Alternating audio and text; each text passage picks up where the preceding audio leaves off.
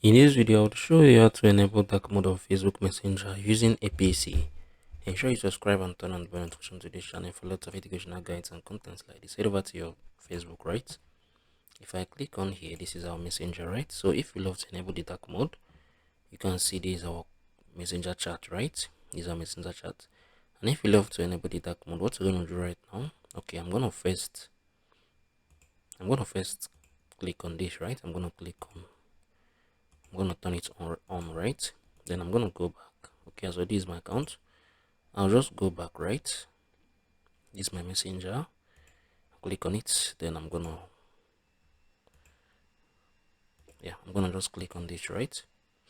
So yeah, right now you can see this is our messenger, right? This is our messenger, and yeah, you can see it's currently in the dark mode.